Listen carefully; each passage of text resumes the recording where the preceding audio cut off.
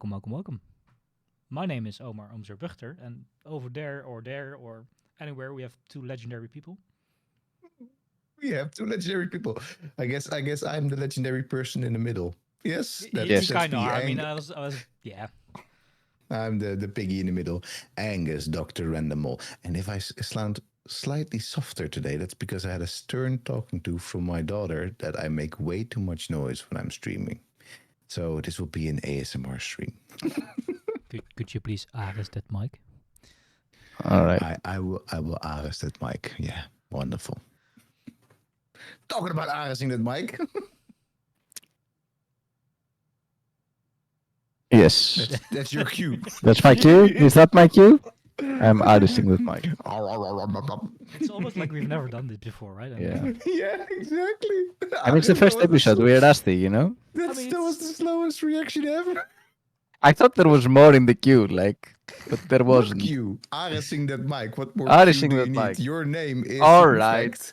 Arisimir Politopoulos. And we are back. We're playing with the past like we're playing with his intro. For one more season. Or one more season of what? one more turn. I can hear the... Of what? Whoa! It's not one even more Baba season Yaga. is about to happen.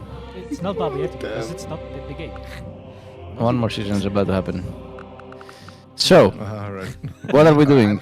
I'm so... You are definitely arresting that mic on my end. Oh my goodness, you're clicking like a mother. Sorry. There we go. I'll stop arresting that mic now. Here. Please All let me know right. how to I say need it. Are you to- happy now? All right, I will mute the stream from this side for a moment, and then I will listen to it on Twitch. Also, I cannot click It's- out of the game because it's gone then. So It's gone, as these older games are want to do. yeah. So I think it's all right. I think maybe the sound could be a tiny little, but whatever. I think it's fine. Yeah, you Up can or make down? put down. The master Down. volume can be a bit down. Just Even- I think the master. Just the mastering in total. Yeah, great. Sounds good. Mm-hmm. I think that should be good. Yeah. So We'll see. Sid Meier's Civilization 4. It's the one. It That is got me into Civ. so I clicked exit. this is the one for Jesus you, huh? Christ. Ah! Hold on. It is the one that got you into So- Civ. Exits Civ. UI design in Civ, not great. I like how you now there like 2 times an hour. Is only there 1 half time. Excellent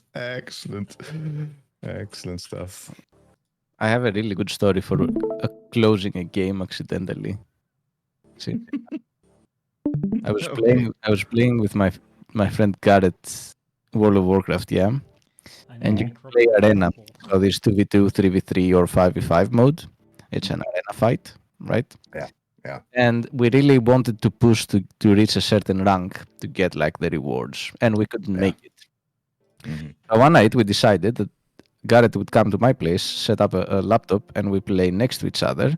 And then we were gonna have another friend of ours, Galdar, to sort of coach us because he was the best player by a landslide.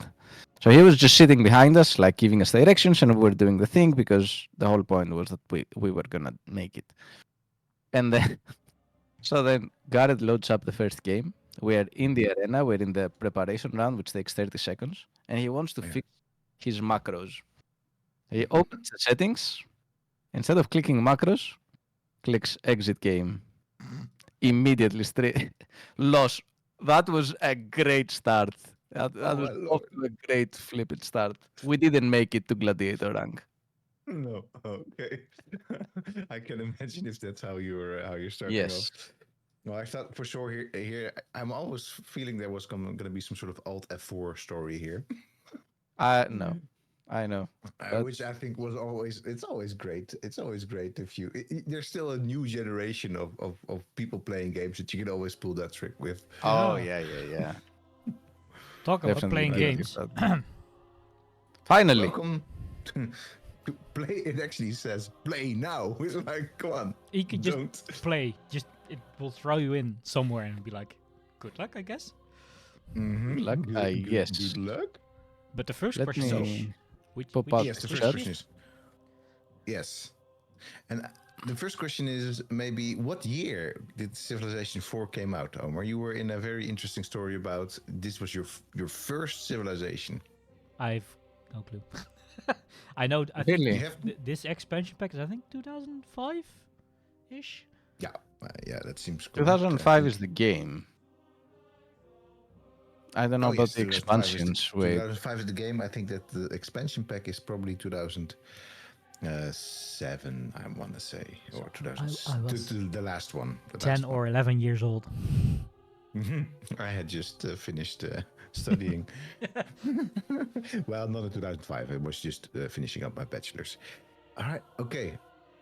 What was the very first Civ that you played? Do you remember? No, of course not. I don't remember. Do you know why I click buttons so fast? Because of this. Because I just had no clue what I was doing. Just clicking. That's basically what But happened. it worked. It worked. It worked. It worked for you, Omar.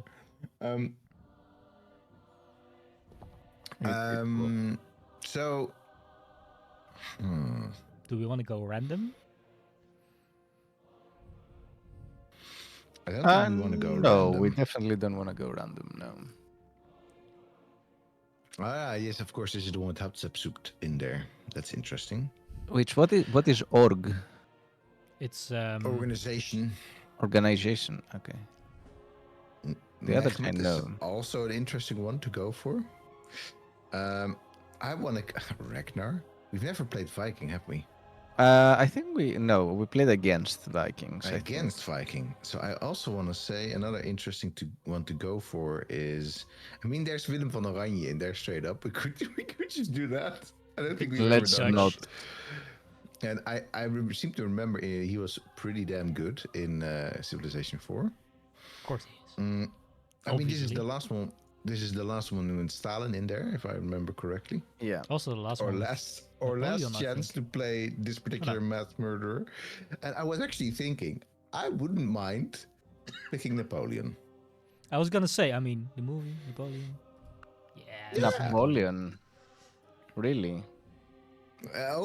You get to veto it. Everybody gets one veto. I'm playing the game. You're playing the game, but why Napoleon? If we're talking anyway, I don't know. I wouldn't be very excited to play Napoleon. I mean, Mao. No, you wouldn't be excited to play the little emperor. No. I think he's a fascinating historical figure.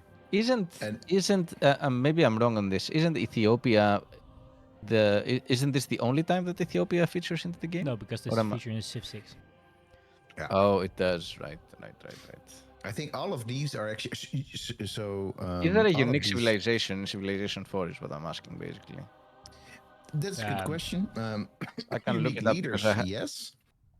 Unique leaders. I think I have the data. You should have the data. Unique leader, yes, I think. Brennus. Yeah, but that's. There are some unique leaders, I think. Yeah, but, unique leaders, but not unique. Not unique civs, no. No.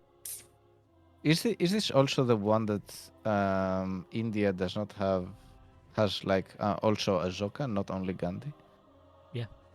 Yeah. Okay. You got Jean. What? Joao. You also got Zhao. Who's in Civ 6? As Portugal. What? Yeah. Right? Yeah, okay. I think another is the Celts that have Brennus. Charlemagne. Is Charlemagne in there for France? What I know is that Brennus is. I think it's the only time that Brennus appears. He's for Holy Rome. Holy Rome. The Holy Rome is a unique Civ. That's a unique Civ, indeed. I think it's also the only time that okay, let's go for Charlemagne. Who is neither holy nor Roman. Nor Empire. It is the only time that we have indeed Holy Roman Empire. That's just map. Oh no, did the Khmer also? Oh no, they featured in Civ 6. Never mind. We have the Yavarman. Let's just go for it. For random. Mali, I think, might be another one. Does Oh, Mali feature in Civ 6? yeah. Yes. Hello, But it's it was us, added later. Charlemagne. Oh, The look at this. sun rises on the year 4000 BC. Since time immemorial, the Holy Roman people have lived a nomadic life.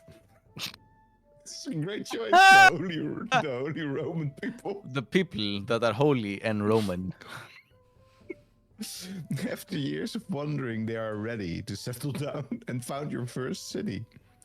Oh, wow. Omart. Yeah, Omart. That's apparently my name now in Steam, I guess. Hey, Omart. Okay, so I straight up want to go to the Civilopedia entry on Charlemagne. Can we do On that Charlemagne. How do I get there again? I have it up, I think, on my... It's very long, by the way. Leaders. Oh, jeez, that's long. I'm not gonna read all of that. I can read parts of it as you go, because I have it on my in the wiki in front of me. I'll just play. You just talk. You just play, I will read, and you let me know if you get bored of hearing about Charles. Charles Leclerc? Charles, the Great Emperor of the Holy Roman Empire, fathered the kingdom that encompassed France, Germany, Italy, and much of Eastern Europe. Legends of his conquests are pervasive throughout history, and he is considered one of the great figureheads of European chivalric society. During his lifetime, Charlemagne successfully campaigned in many countries. Some wars he completed personally, and others were left to his sons to finish. His first campaign was against Desiderius of Lombardy, who, soon after the successions of Pope Hadrian I, marched on Rome. Charlemagne pressed into Lombardy, and after a lengthy siege of 2 years, he accepted Desiderius' unconditional surrender. Desiderius would live out the remainder of his life confined to a monastery. The longest lasting and most challenging conquest of Charlemagne's reign would be that of Saxonia. It would be a theater that he would continually revisit during his lifetime. After Charlemagne's initial push into Saxonia, he was continuously forced to retake previously conquered land which had rebelled against his authority. Wary of war and losing more rights and freedoms with every capitulation, the Saxons eventually accepted Charlemagne's terms, including renouncement of their national religious customs and adoption of the Christian faith and its associated Frankish customs. Charles was both a highly religious man and a philanthropist.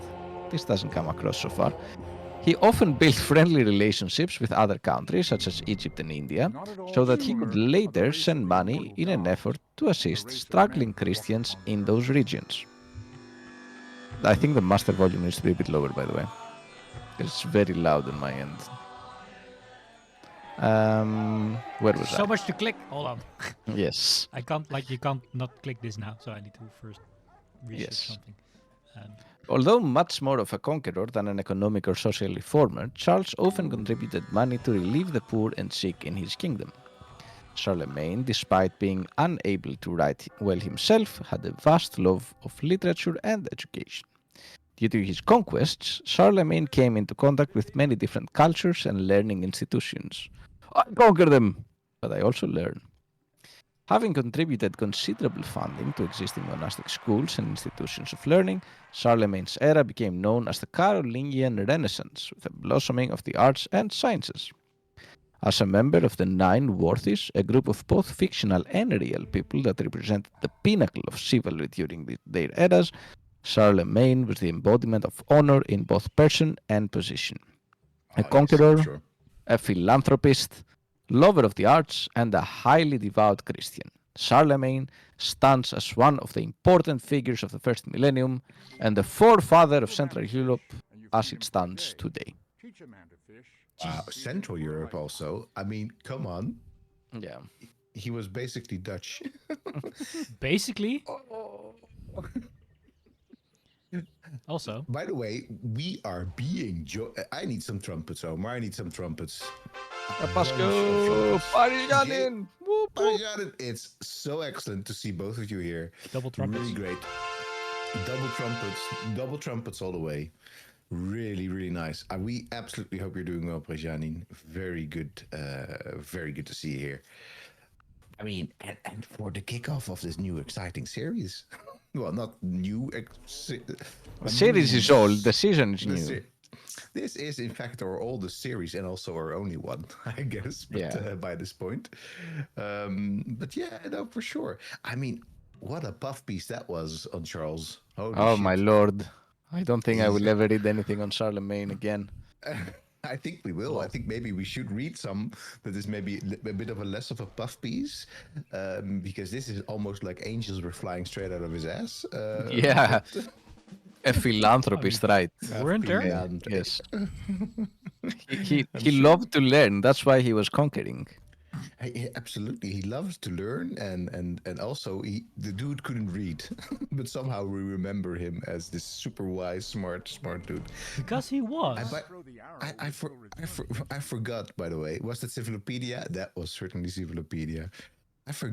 I completely forgot that there's lions in this one. Yeah, wolves. Oh yeah. and- Wolves, it's there because it's like they take the place of the barbarians in many cases, right? Not exactly the place, but like the icon. They're the early barbarians, basically. Yeah, The early barbarians are but then I quite think literally animals. yeah, but then I think they retain, if I recall correctly, I think it's in Civilization 4 where the icon of you getting attacked by barbarians is the same as the icon when you're getting attacked by animals, and it's like Yeah. a wolf. Oh Because no, Parisianen has been has been had a serious bout of COVID and is Oh, still no. recovering for a month.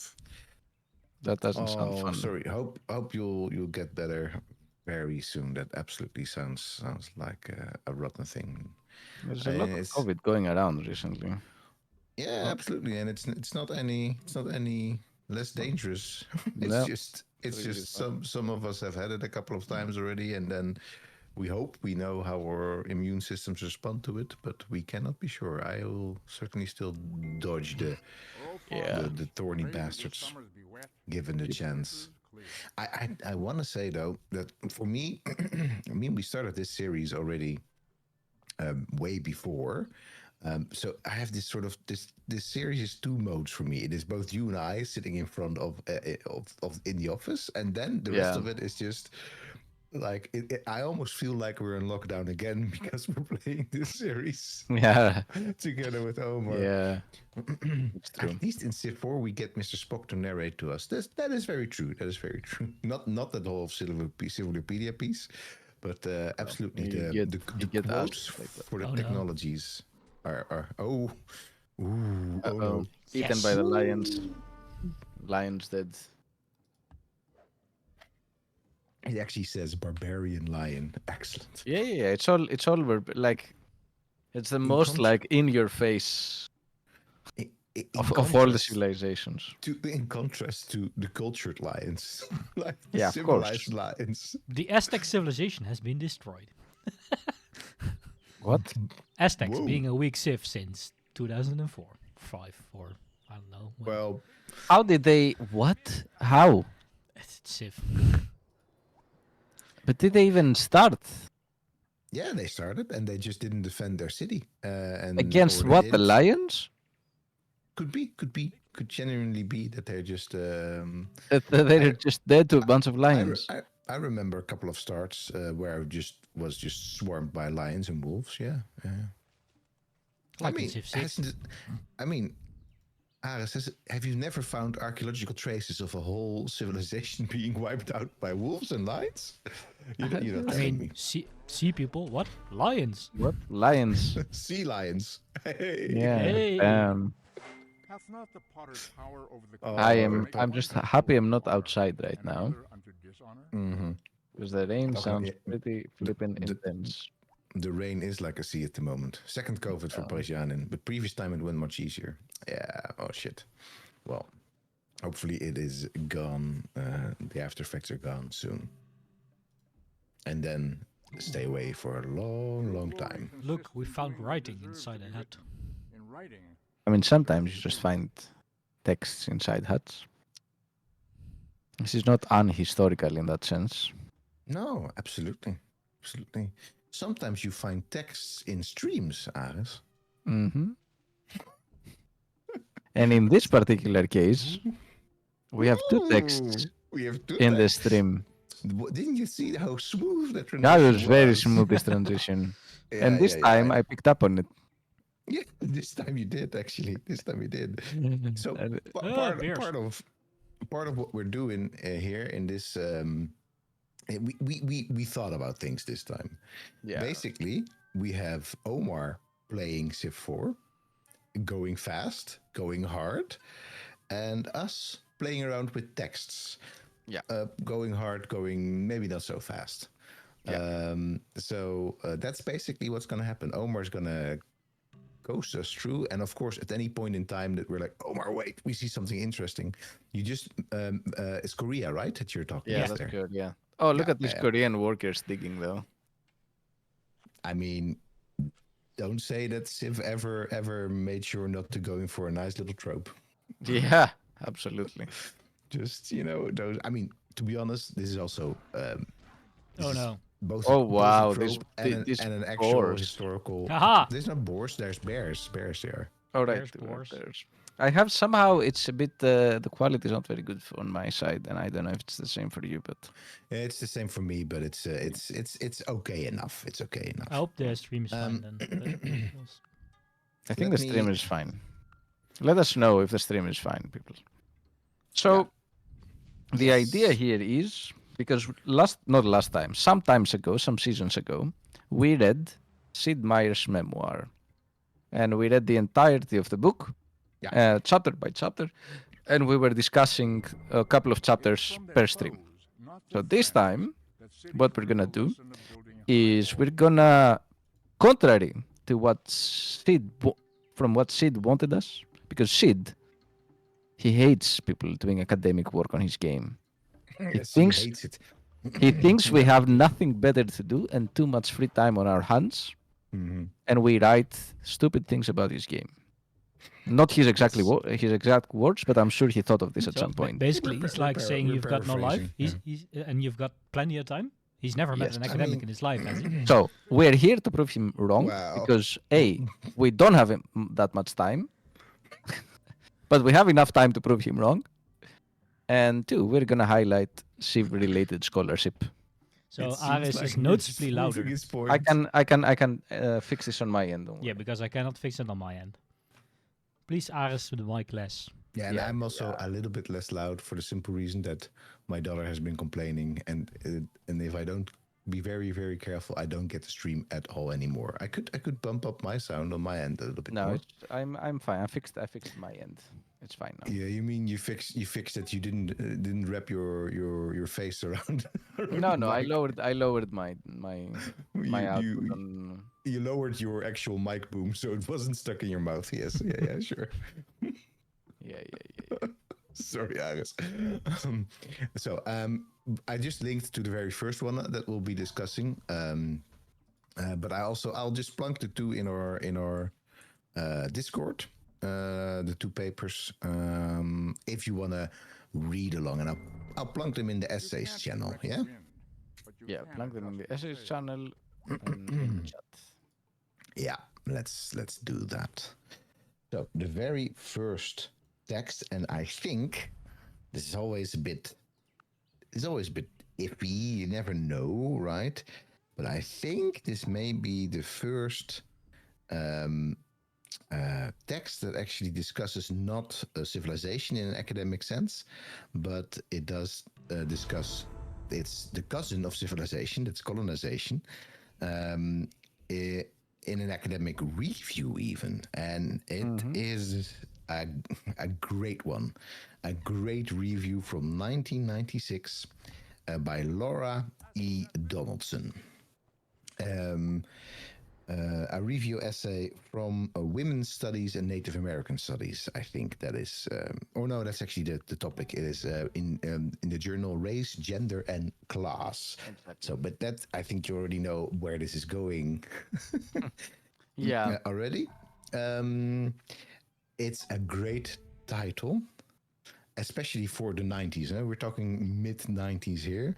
I don't know, Parjan, you don't think you were alive in the mid 90s? So Omar was I was, but kind of. I mean, Wait, You were 1996? No, right? Blessed shall that's be the year I was fruit of thy born. So cattle, Oh, that's and it. the I thought you fruit were of thine 1997 for some and the reason. flocks of thy sheep. no. We don't have the So, month. a review essay from the year Omar was born, and basically we're going to go through the civilization scholarship chronologically. But I'm gonna say it will be oh that's cool, by the way, the Ethiopian Empire. We did get the Ethiopians. That's right. Yeah, with a unique leader as well, right? Yeah. I was but too tiny to read scientific papers. Well, fair weren't enough. we all once too tiny to I read think- scientific papers? I think I was also still too tiny to read scientific papers, but definitely. Scientific papers. I did play colonization, but I was too tiny for it. Virtual Conquest, a little tale of genocide for the cybernetic age. So, oof indeed, oof indeed. I mean, it's wearing its review on the sleeve. Oh, yeah. It's a pretty important. So it's a review of Sid Meier's colonization as the CD-ROM version. So it's basically really a review article, but it's also like a hard take on it. It's probably important to mention that the author of this essay is so Laura Donaldson is half Irish, half Cherokee. I think that's a germane point for what is about to follow. Yeah. Ares, what is about to follow in this paper? So what is about to follow is quite a destructive review of the game colonization. Very well argued, I must add. It would be the first, but it wouldn't be the last for It sure. would be the first, but it definitely would The Lord bless not you be and keep not you. be the last. But The Lord make it's his also face to shine the upon first, you I and would be say, gracious to you. that The Lord lift up his well, countenance besides upon you and possibly give you peace. we're not 100% certain, but what besides possibly being the first or one of the very first academic papers that deals with Sid Meier's games in the Civilization Colonization series. It's also the first that will set an agenda and a prism through which we look at these games that really does like a deep read by relating it to colonization and Eurocentric tropes towards history of non-European or non-Western cultures in that sense. Yeah, and it's important to note that this was before the start of the field of game studies, right? So any sort of scholarship of games was certainly distributed across other disciplines and not at all that regular, right? This was, for that time, quite a forward move for this journal, for this author, to take this on. And I love the story of how it leads up to this scholar playing colonization. So she's talking about the fact that recently I have taken to cruising software stores like some people cruise outlet malls. Ever the optimist, I'm always looking for that certain program, at a discount of course, that will organize my life, upgrade my career, and generally bequeath me the illusion of control over an ever increasingly uncontrollable world. That's on page 3. I think that's just really excellent. And basically what happens there, because we all can recognize this, although not the strolling to a software store. Not anymore. She's strolling and then she finds this copy. When I finally put my here, sorry. One recent Jones took me to the Canadian equivalent of Office Depot. As I strolled through the aisles offerings for IBM PCs, no apples for this teacher, thank you, a glimpse of red and white stripes caught my eye.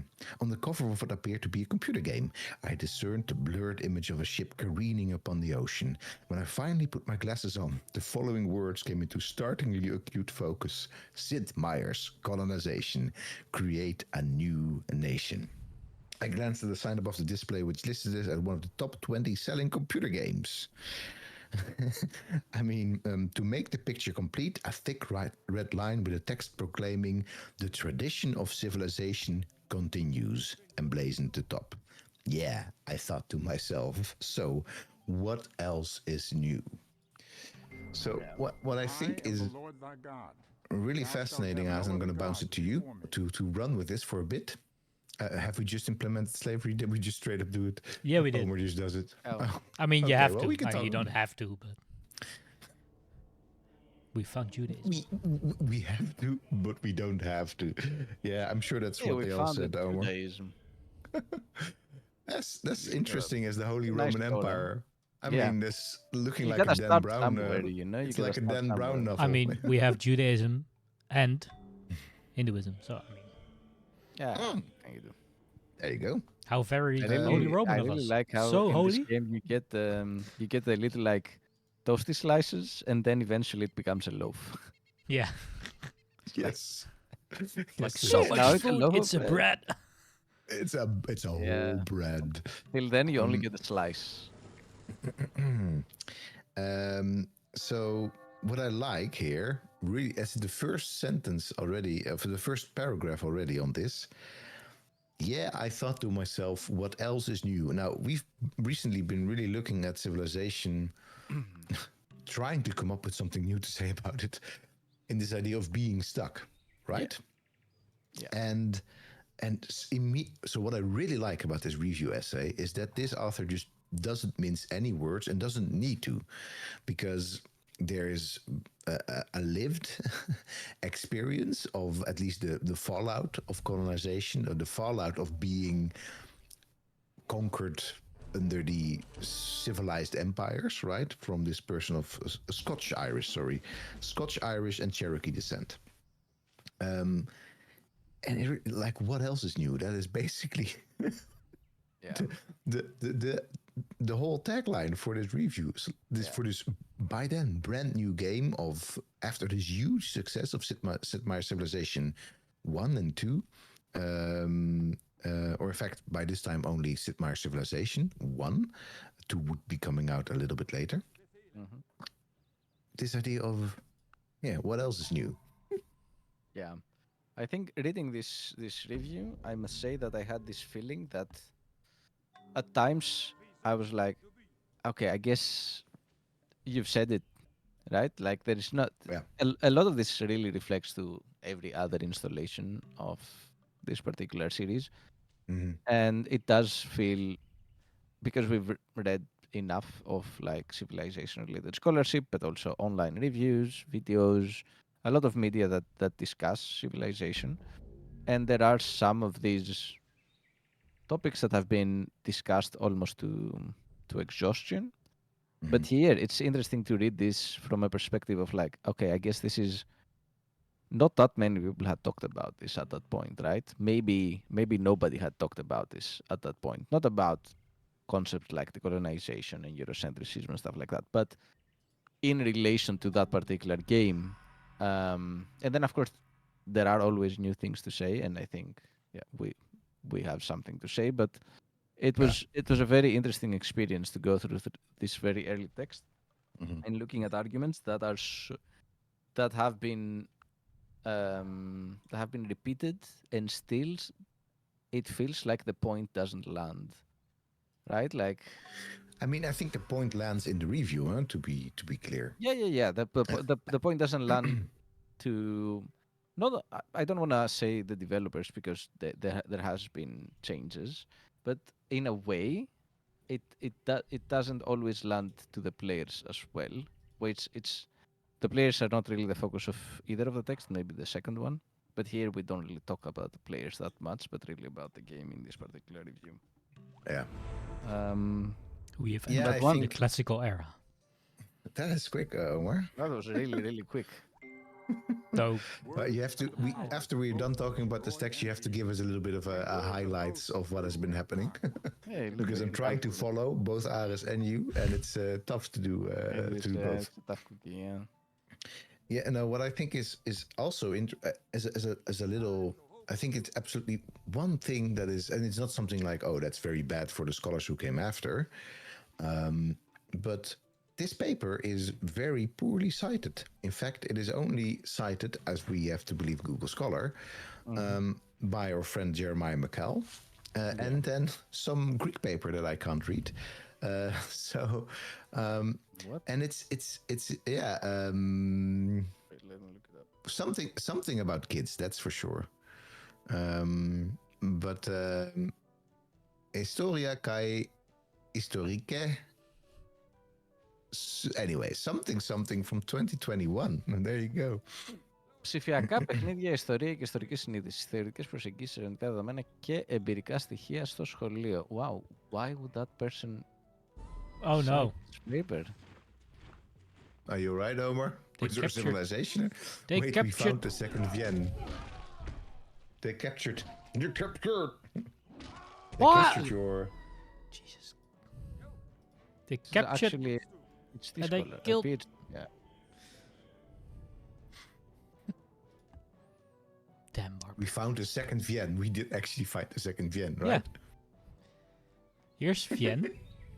Here's Nice. Vienne That's A. excellent. That is excellent. Wait That is until excellent. we find Vienne B. Oh, Omar, please give yourself some. Shh. The second Vienne. They captured Oh, my wow. city. Oh dear. Oh, Omar. I don't know what to tell you. We're not too late to we need a win, Omar. This We one need a more win. turn. We desperately We've- need a win in the series. Yeah, exactly. We've not had a win since a long time. So what I so it's an interesting one, right? That this is not because, as you say, not everything here is said, but it's really said in such a pointed way.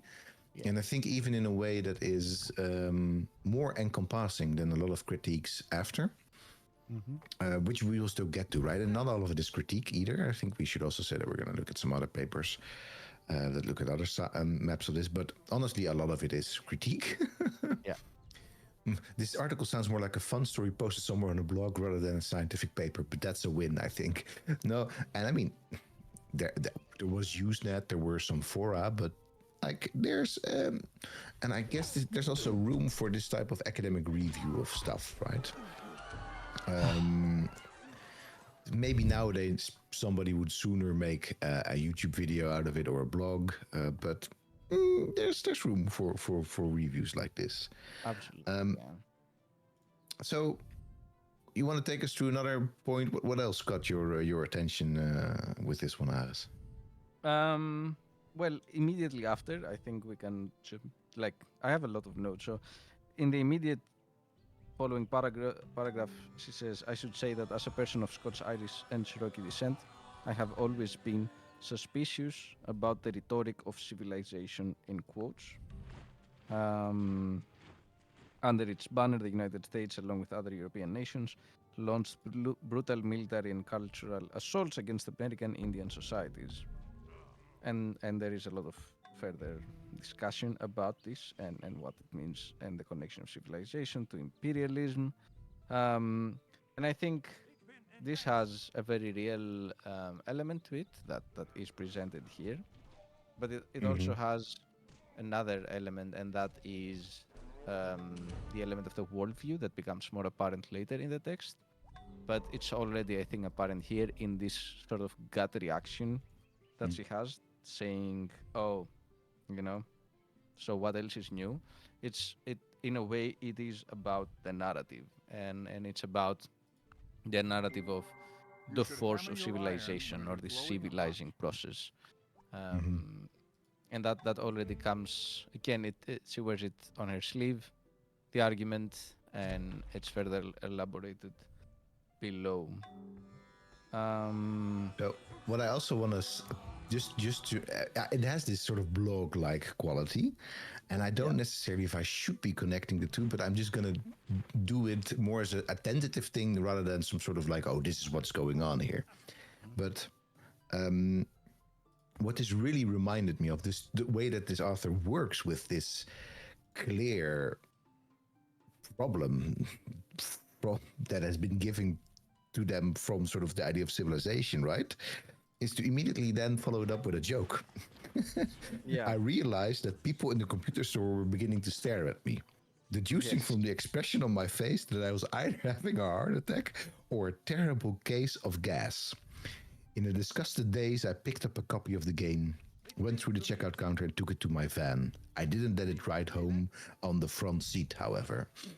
So I don't necessarily want to say, oh, this is what's going on here, but this really reminded me of a great chapter by the late Vine Deloria, a really excellent writer and Native American activist, where he has this chapter on Indian humor.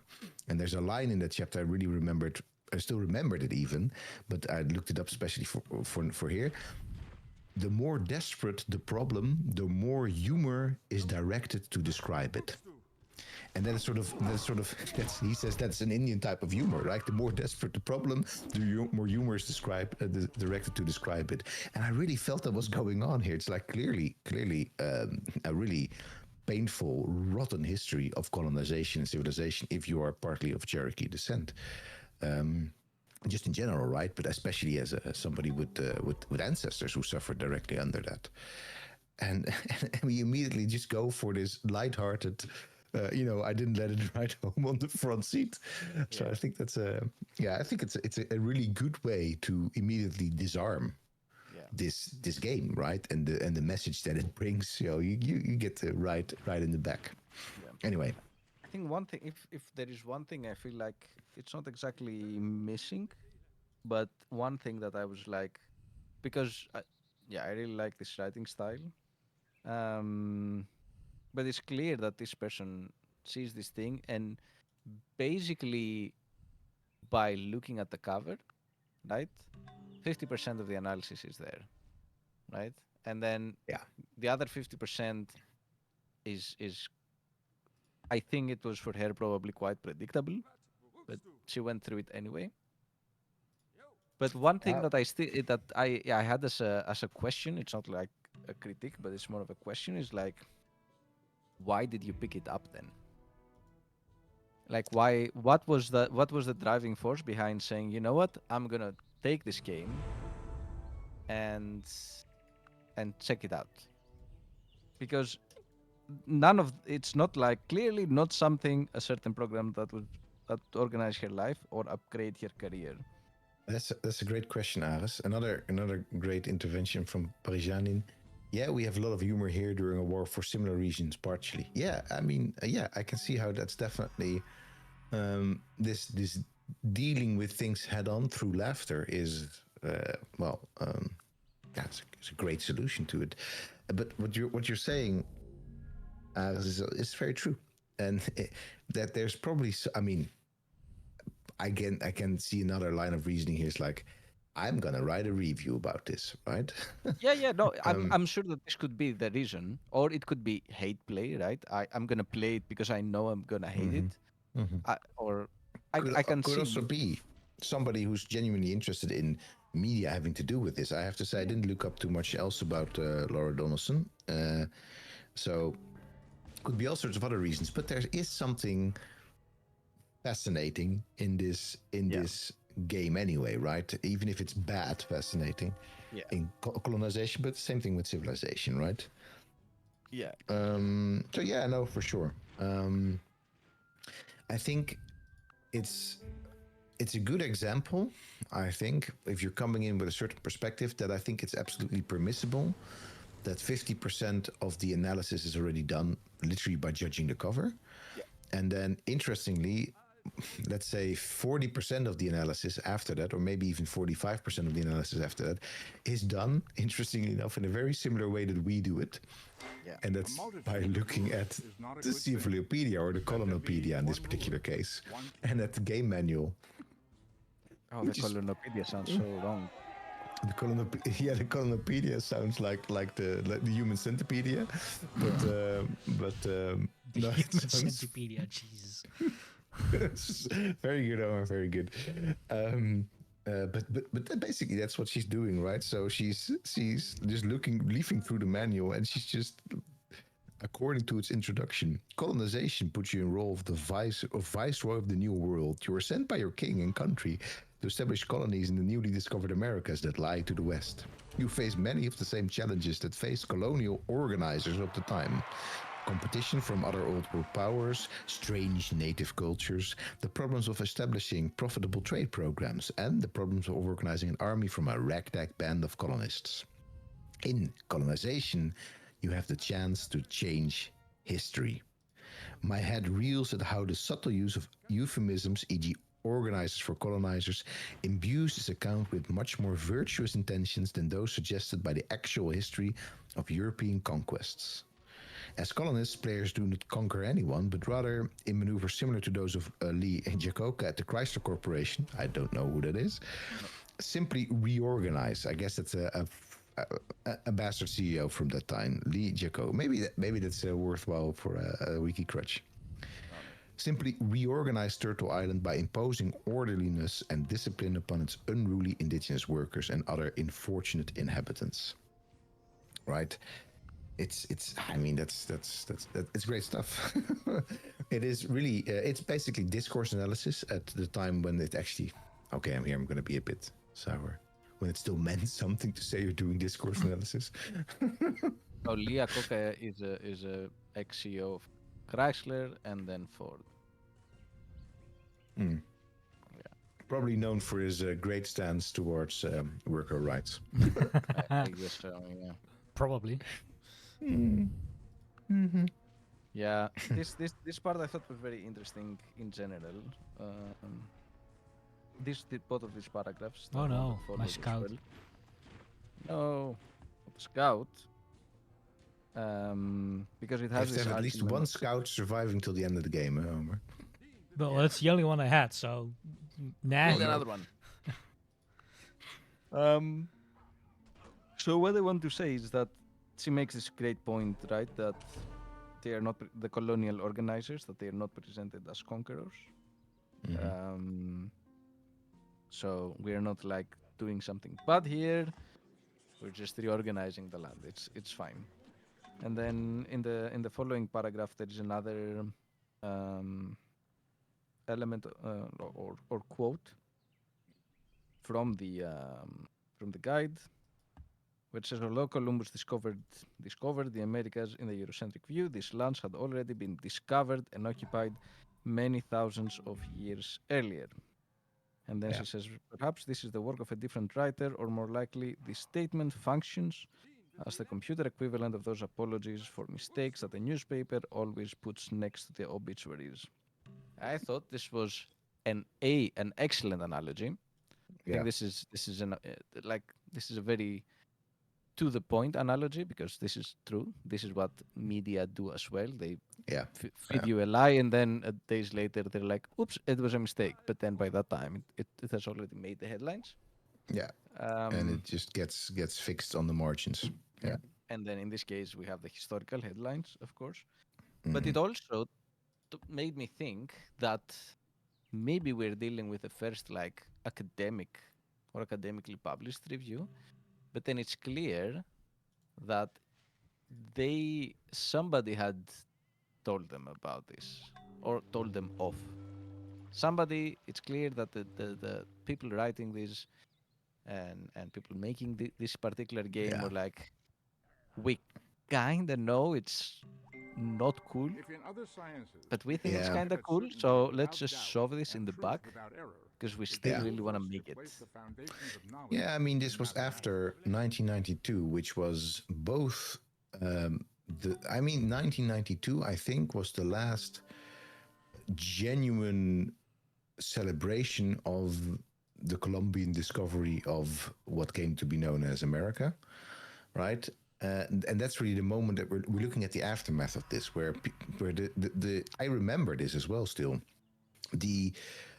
Popularly speaking, this celebration was so massive, 500 years of this, that there was also, after that, or as part of that, there was a big pushback from Native Americans, obviously, but also all sorts of other scholars, and I think some of that pushback must have at least have made it into into the minds of the people who were making colonization, right? I kind of forgot now anyway, but this is all completely described in Sid Meier's memoirs, that he sort of, it's still called Sid Meier's colonization, but really it was somebody else doing the brunt of the work on that, his previous intern. I mean, basically like we're seeing now, right? Omar's doing the brunt of the work here. Yeah. So, Hey, hello, Felix. Hello, Felix. Excellent to see you here as well. But yeah, no, absolutely. I mean, I also want to highlight just a tiny moment, the time when we were still talking about this stuff as cyber, and we will get back to that when with our next piece that we're going to be discussing. And what holds Yeah. you back. I mean, right? It's once again you get the same thing, like sort of pointing out that that's kind of nice that it's there, but also then discovered and occupied. That is supposedly indigenous people were discovering and then occupying that land as well. Is a really like a really good thing to call out, because I mean, this is really where you do disservice to the idea of an actual terra incognita, right? But also this is not, of course, at all how the history of Native Americans themselves is being told, right? It's not that they had once at one point come in and then just occupied the land. No, they were living there for quite literally millennia or ten thousands of years even, right? Yeah. So, yeah, for sure. I mean, we could go by this bit by bit, paragraph by paragraph, but I think... I have notes on almost every paragraph, but I think Yeah, just no, yeah. to reiterate this point, because I think it's an important point to reiterate this narrative that she clearly describes of the attempt of the narrative being shifted to the Native Americans also being occupiers in that sense, coming in, and therefore they're not natives. And I think it's interesting that despite now many, like, decades later, not many, but 2 decades later, we know and we can disambiguate this narrative. Still, if you ask people, specifically in the US, people will tell you, this is my land, even if they are like living there for a generation, right? Or 2 generations or 3 generations. But it still does not apply to the Native Americans, and the Native Americans, they still sometimes get this Eurocentric narrative of, oh, you also didn't live here once, so we are the same. And maybe to connect this actually to civilization, which, of course, civilization is not colonization again, right? But civilization has this baked in, this idea of everybody starts out having to occupy territory, right? It doesn't matter if you're the Americans or whether you're the Holy Roman Empire or whether you are the Shu or whether you are, I don't know, Gilgamesh, right? It doesn't really matter. Everybody starts out the same way by having to occupy territory. We'll talk more about that as well, of course, in the next with the next paper from Friedman. But yeah, it is indeed about this, and again, it's about perception of Native Americans, because then this occupying is the inscribing, the building the city, which from a Eurocentric view, the Native Americans, they never settled. They were just there roaming the lands, but the Europeans went there and they settled, and that's like the stark difference, and that's like the narrative of civilization that she's describing early on, that this is civilization is the settling down. Yeah, and Jay makes a good point as well, right? The same narrative is applied to, for example, the Zulus in South Africa. And I think, but maybe you want to expand a little bit on this point for if I get it wrong, but absolutely this idea that the Zulus themselves were conquerors, therefore they might as well be conquered by, in this case, the British, right? Yeah, absolutely. This same narrative is taking place basically all across the globe, where European colonization hits, indigenous people living already somewhere else, right? And it really is that, this idea that, we're not doing anything different to you than you did a long time ago, or maybe even very recently, right? Yeah, it's just one of these really rotten ways of squaring the idea of colonization, or squaring the idea of civilization as well, right? In fact, we're just doing it better than you had been doing it, either technologically or morally or whatever, right? And the claim that the Zulus were conquerors is not without merit. No, absolutely, no. It's not that, there's just one. There's not one conqueror there. I mean, there were also conquerors of sorts in North America before the arrival of the Europeans, right? It doesn't, yeah, exactly. It doesn't justify anything at all. And I mean, let's not delve too much into current conflicts, but Yeah. same thing there, right? Same thing there. It is just anytime somebody else robs somebody else's of their land, lives, happiness, to be a bit idealistic, this is something we'll encounter. All right, Aris, hit me with another observation from this text. Yeah. So, not to hammer the same point too many times, in page 117, still talking about the manual and this comparison between devastation and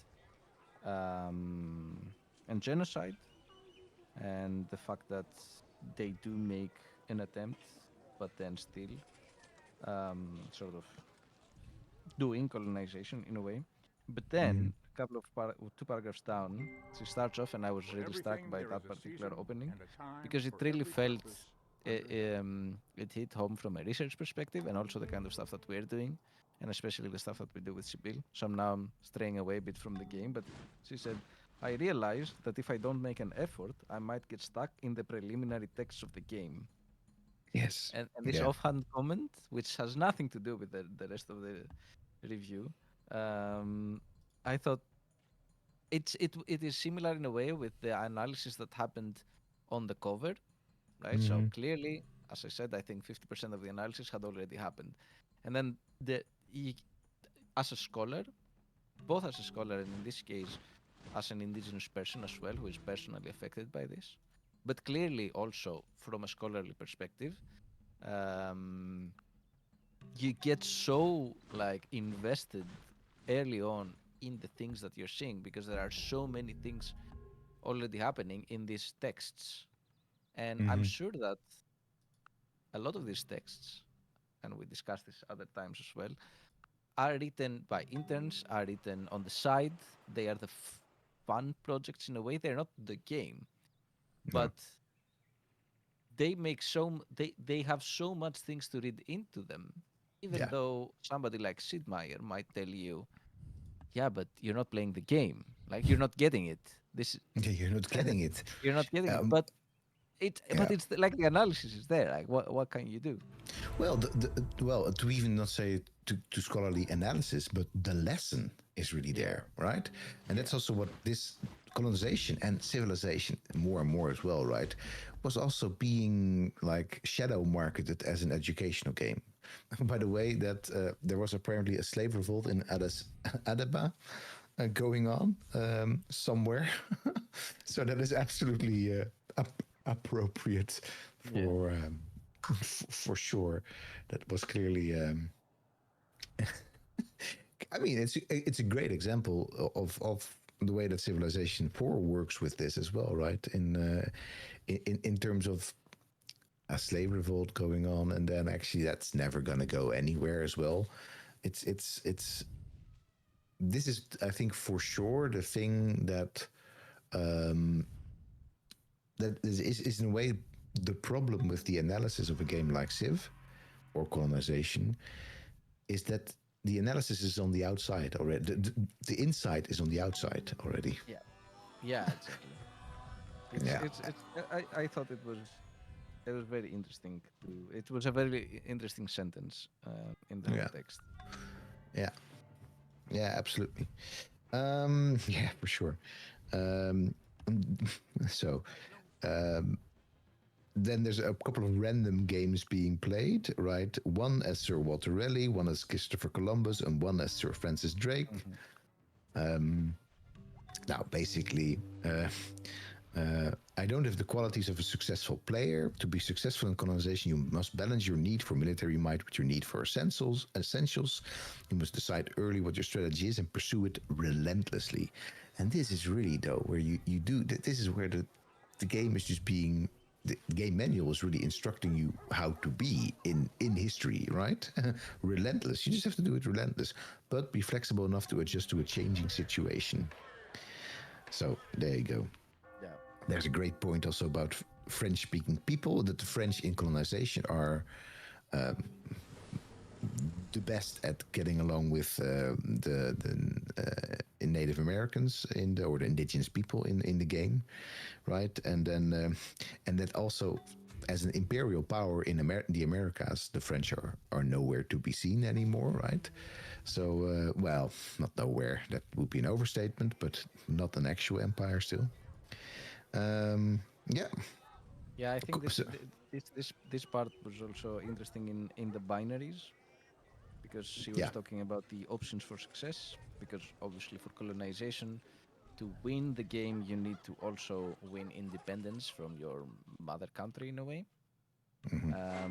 If you speak the truth, And then she says, yeah, have a the only foot in options the for steering. success then germinate with a binary opposition, so reminiscent of Western socio-political thought: winners, losers, revolution, acquiescence, domination, subordination. And the winners, losers, and domination, subordination is pretty clear binaries. But there is also another text that I have here, because she also brought up this revolution acquiescence thing, and I was thinking about also what is, I think, somewhere mentioned here. Well, the inability of the indigenous people to revolt, and Yeah. what does it mean to revolt, and revolt against who, and what is the result of a successful revolution. And I have this interesting piece of text here. I haven't finished reading it. It's called "Against an Indigenous Anarchist Theory," and was originally published somewhere else in a collection of writings called Black Seed, Not on Any Map. And it really is about how even theories of like theories of revolution, like anarchism, can be Western centric, or be projecting Western centric values on indigenous indigenous values. And in this case, it discusses indigenous, like this concept of indigenous anarchism, and how it is very easy for anarchists in the West to Yeah. identify anarchism in indigenous practice, even though nobody asked the indigenous people if they want to if they are anarchists or whatever, you know. Yeah. It's an identity imposed, and I thought that was also interesting. It's not super clearly stated here, but I'm sure that there is something along these lines. Yeah, no, for sure. I think that there's definitely something to delve in deeper. I think, and this is also where I guess we'll talk about this later on a little bit. After, there's already a lot of strands that other people could have picked up, but then we have this, if they had read this piece, right, which was, not, to be very clear, not as easy to read this piece back in early 2000s, because Google Scholar wasn't a thing yet, as it is nowadays, right? So it's not so strange that it has sort of been not picked up by the scholarship around civilization, as we will see. But there, straight up, she makes the move to mapping the imperial gaze, right? Yeah. This is something we'll encounter later in the text we're going to talk about after this one. And in a couple of times after this one as well, right? This idea of mapping being a very important part of civilization games, of colonization games as well, right? On the pedestal, these words appear. My name is Ozymandias, King of Kings. Look on my work. Yeah, basically the whole analysis is here, right? Yes. it's all there in the sense of both the depictions of the icons on the map to the actual movement that you make through the game, to the fact that you can start the game in America and in contrast to an unreal world, right? So the real world being the one as it is mapped nowadays, or was in fact mapped by the colonizers, the shape of that, versus some sort of other world that is not real, that is then another shape, right? What? Yeah, I think there is one point where there is this section called Start Game in America. Yeah, exactly. That's the one I'm talking about as well. Where I was thinking, I was reading through this paragraph where it talks about perceptions, basically, also of space. Yes, exactly. And indigenous perceptions of space. And I was thinking that yes, but there is also something to say here about how we tend to, I mean, but not in the sense of disagreeing, but in the sense of this has a lot of further repercussions as an argument when we're talking about past societies as well. So from an archaeological perspective, it said here about where is it? It marks the rivers and diverse topographies of this huge span by tracing the journey of the Arawak's first progenitors and indicates that throughout the Fourth World emerges as a continent well mapped before Europe arrived. And there's some more. But mapped in a different way. That's the real point of this book.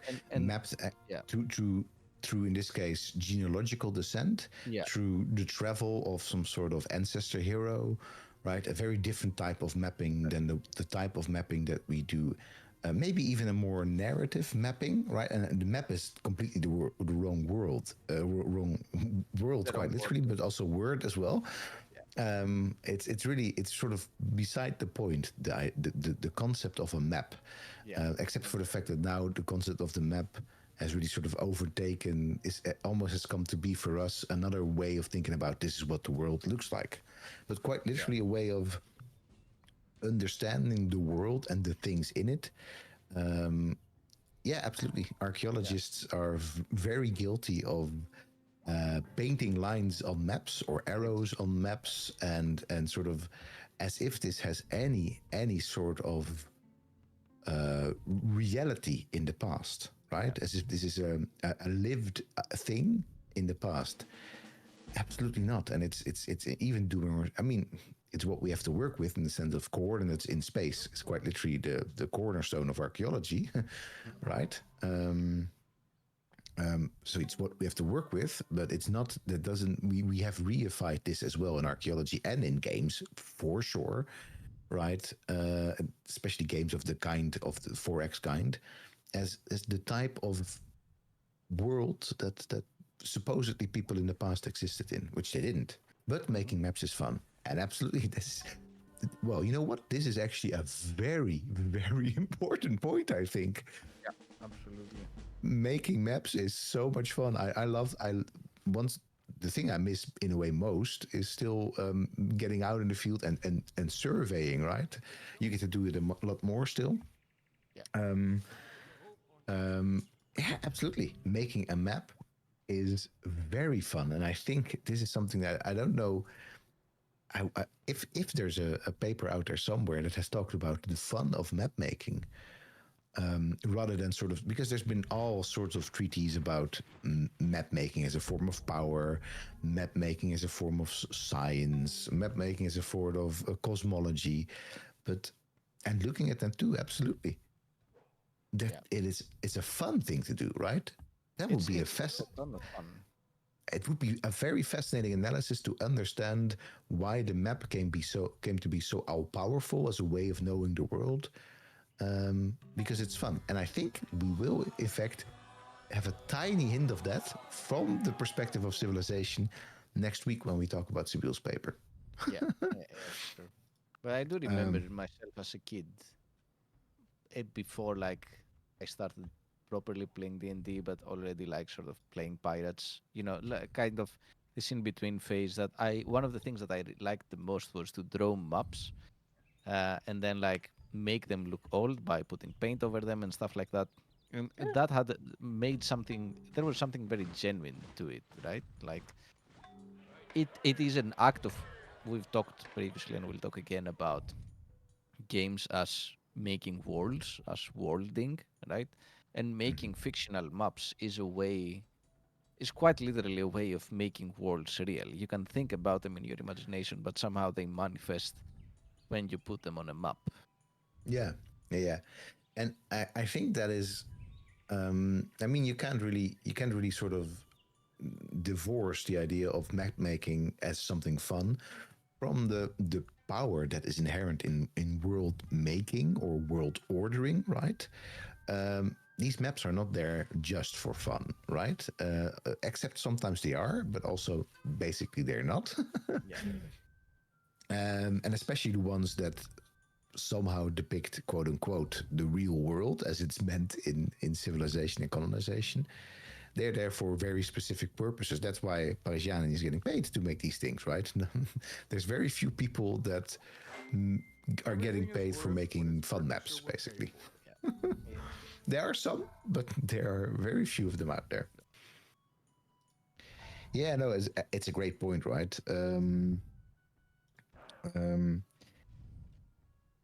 So, because of its own process of mapping so thoroughly obscures these palimpsests, being actually the worlds and the experiences of the people that came before the colonizers, or that were there, not came, that were there before the colonizers. Colonization consequently aligns itself with European gaze so vividly illustrated by the epigraphic portrait of French cartographer Guillaume S.E. I think I know this one actually. Maybe we should look that one up. But once again, we must conclude that if the game is intended to be a pedagogical aid, this is precisely the kind of learning Euro-America does not need. And that's kind of true, right? Because it is not something that, and not even in the sense of like this is bad.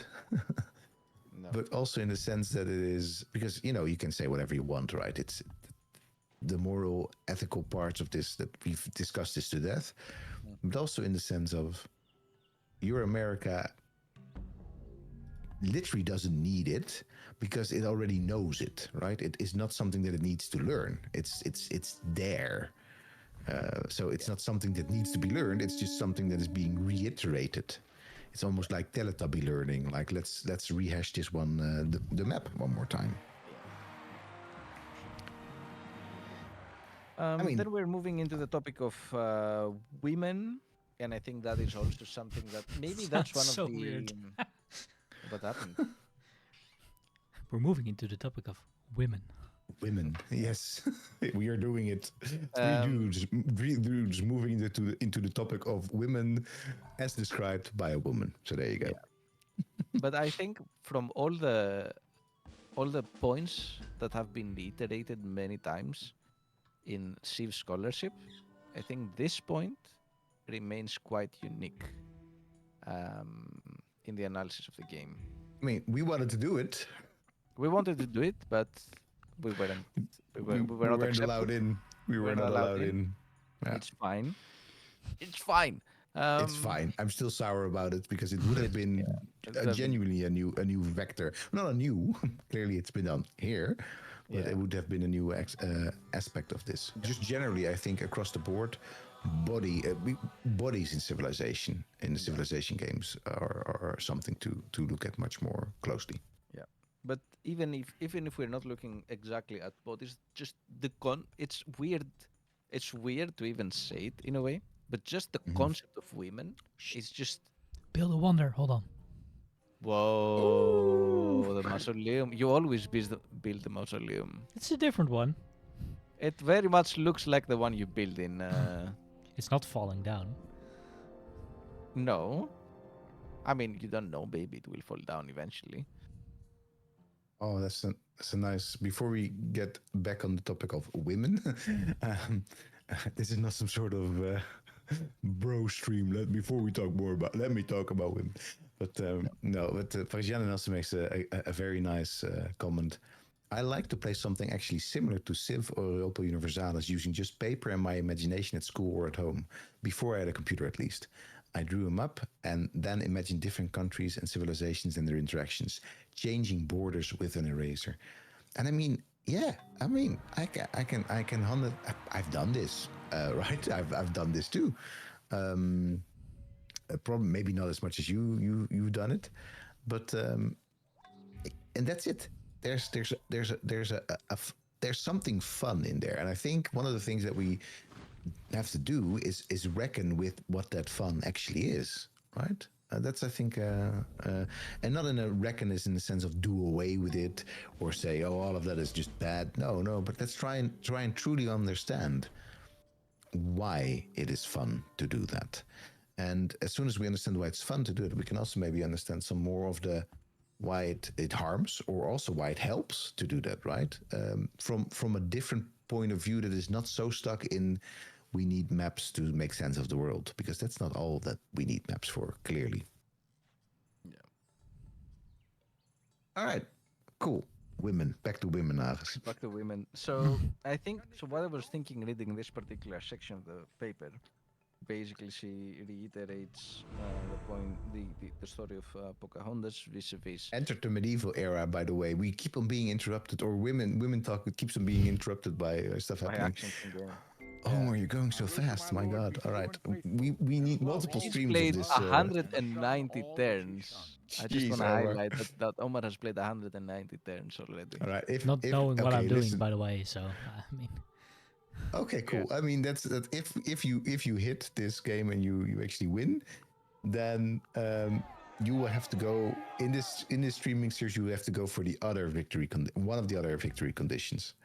If you don't win, we have to go again because we have so much to talk about, Omar. And actually, we there's a lot haven't of even papers. talked about the game.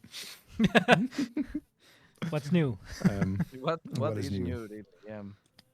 So what I was thinking reading this section, because it really talks about the role of women and the role of women in the tribes, and how it is versus how it is sort of not really represented.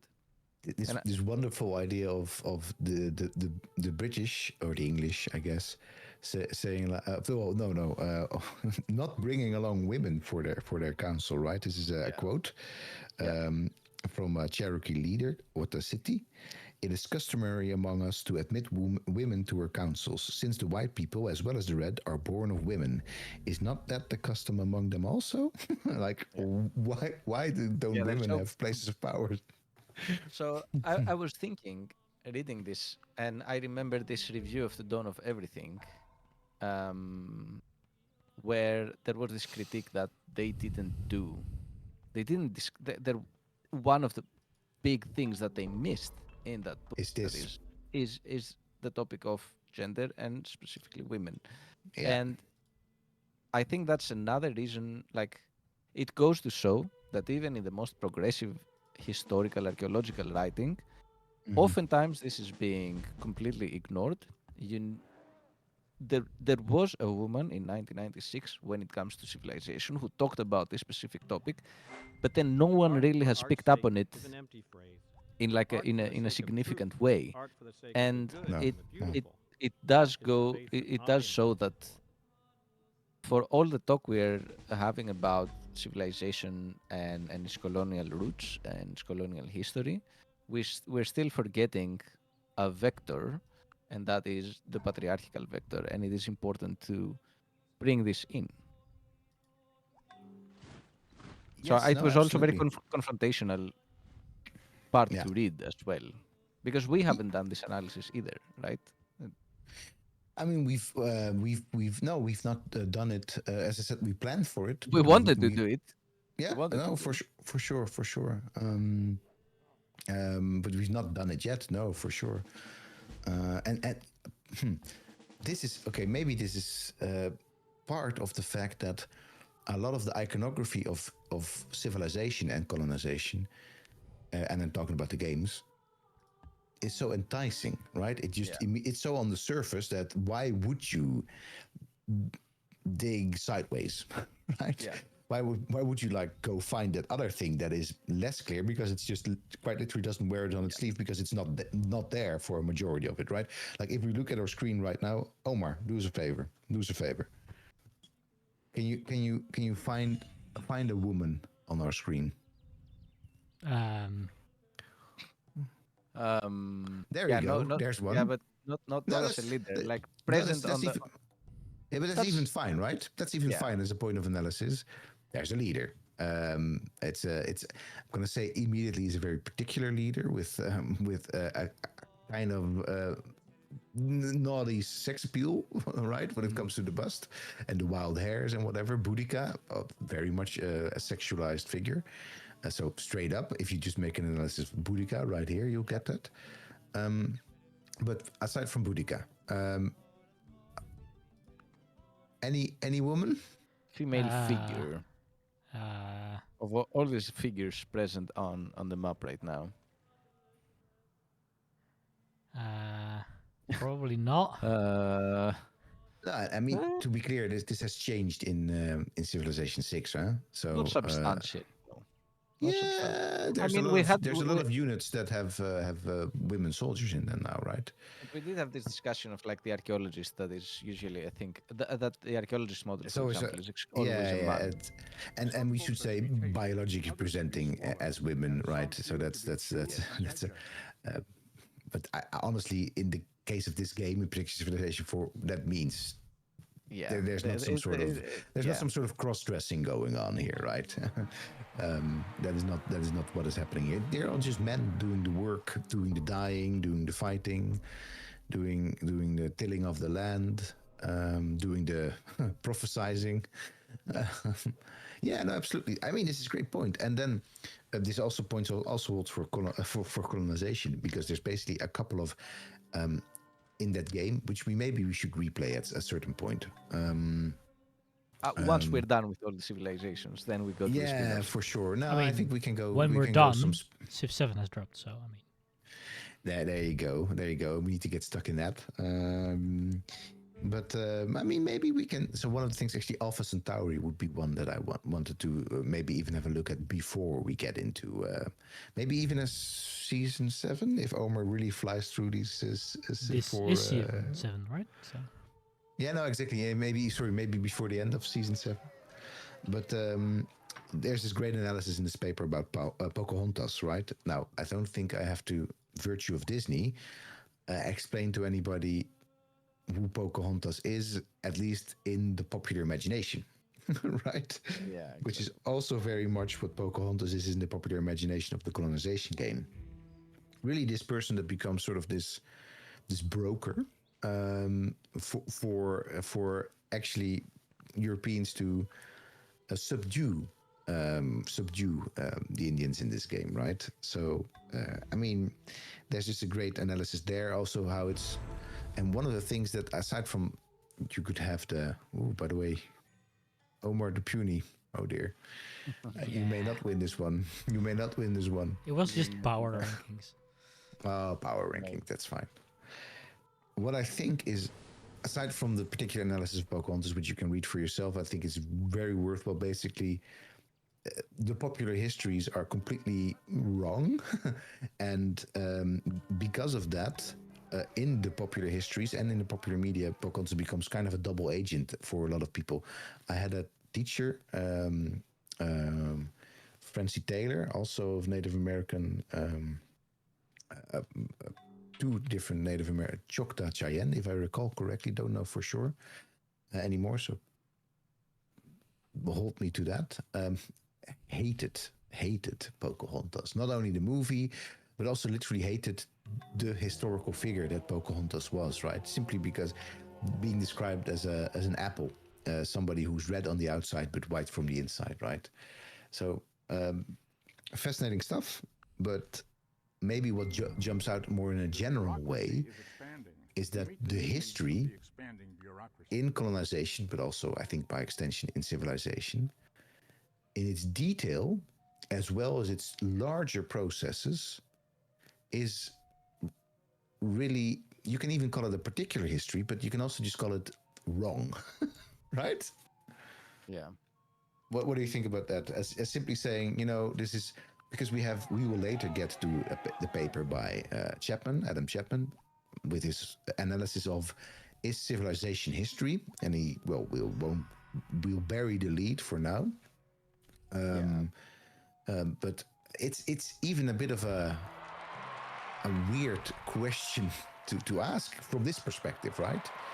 Is it history, or is it just wrong, right? Not wrong as in morally necessarily, let's label that, but just wrong history. And convincing case here that it is just wrong history. It is just wrong history, yeah. You want to do the honors of ending with the final paragraph? Yeah. Decolonizing the net. I had 2 points for this particular one. One is the second quote that is presented here. The second quote being, computer networking offers the soundest basis for world peace that has yet been presented. Peace must be created on the bulwark of understanding. International computer networks will knit together the peoples of the world in bonds of mutual respect. Its possibilities are vast indeed. I thought this was interesting in light of the other stuff that we're doing and in regards to stuckness, because clearly here there is a promise made in the Scientific American in June 1994 about computer networking and how this is going to bring us world peace, but clearly it has not. And this is another element of our current situation being stuck. Yes, for sure. I mean, maybe not. I mean, I also think that the quote taken from the manual is also a really strong one. One of the main goals in the design of colonization was to provide a rewarding experience to those who loved civilization. Right? It reads very fun if you remove the quotes. Yes, absolutely right. Absolutely, that's the humor of it as well, right? It's like, oh my god, just would you look at this? All right. But then the last point, it was computer games constitute an extraordinarily powerful component of the cybernetic revolution, and it's interesting to read this in hindsight, not only for the democratic dissemination of information, but also for reproducing mistakes of the past. And I think this is really important. She says, in many ways, the term event seems more appropriate than game to describe how they operate, since intellectual engagement and participation are interrelated to such an intimate degree. It is precisely because of this quality that those of us on the margins of culture, American Indians, women, peoples of color, gays and lesbian, the poor, should work toward disseminating our critical perspectives. And again, I think there is a bit of hindsight from my side here, but it is also, these are elements of the debate about the use of games as education, the power of games as conveying counterculture or culture on the margin, but also as these tools for enforcing power and reinforcing the stereotype and the status quo. So they have this dual power in a way. Games are, in the sense, they're just a medium in the end. But it is again to absolutely. see Shannon makes the same point here. Internet is just a tool that works both ways with different people as any other one. Somewhere it can bring peace, somewhere it will help war. Yeah, absolutely. It's a medium, it's a tool, but of course one of the dangerous things about it's not just that we shape our tools and our media, but our media and tools also shape us back, right? Yeah. And that is where you can get into this feedback loop almost, right? If you just keep on doing the tool and doing the medium in that particular way, then that is just the one particular way that medium and tool is going to be used for. While it could also be used towards other ends. It could also be used in a different way. Or maybe it could even mean that we take a critical look at it and say, well, let's not use this tool anymore, right? That's a radical thing to say about the internet. something only jokes are being made about, like, oh, the internet was a mistake, right? But it's, there's this radical idea that it still could be the case. But here there's also the radical idea of hope still in the 90s, right? Yeah. Well, little did they know. Little did they know. I mean, after all, it is our experience that these games are. This is a great point. This is this. It's like it for now. This is like cultural appropriation, more or less, sort of. But then in the 90s, it is our experience that these games are programming, commodifying, and marketing. Not only their experience, of course, also of the colonizer, but absolutely their part of the experience, I would say. Although I do not regard myself as someone whose interests predestine her to surfing the net, and certainly not to playing computer games, I also believe that it is too important a sphere to let the Sid Meier's of this era determine its meaning.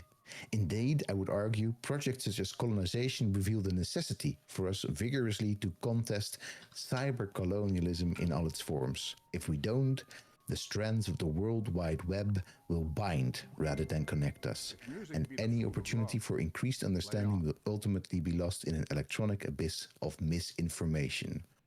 Well, let me tell you. you were right, Laura. Yeah.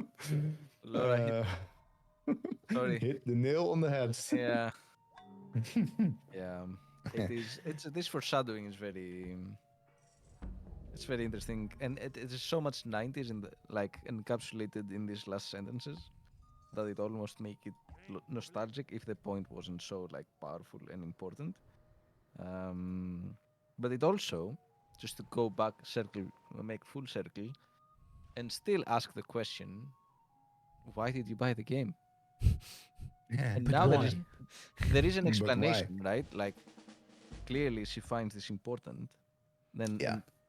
but also, certainly not somebody predestined to surfing the net, and certainly not playing computer games. Yeah. So I thought it was interesting to at the end, okay, it's clear why you wanted to write this particular review, because you think it's very important. I don't think there was much fun to be had playing this particular game. No, not for her. No. For me, as a kid in the 90s, playing Civilization, but particularly also colonization, I will say, I will come clean, tons of fun was being had. and that's just something to really, I think, critically examine as well, right? That is, once again, just as with map making, where does the fun reside in these undertakings? And also, why is the fun residing with somebody like me? And not to put too fine a point to it, and not with somebody like Laura Donaldson. I think there are some really clear answers there already to go for, right? Omar, give us an update. Give us an update. I see the cast system in front of me just to keep things jolly. Yeah, so So basically, you have been having a lot of fun, right? we have hereditary rule, which is of course fun. We also have decentralization, which is of course fun. We have organized religion, which is fun. We have decay system, which is fun. But to top it all off, we have bureaucracy, which is of course the most fun you can have. Is it now? I mean, unless you're a king, right? I think But the only king kings is the have most. fun, so I mean. Yeah, exactly.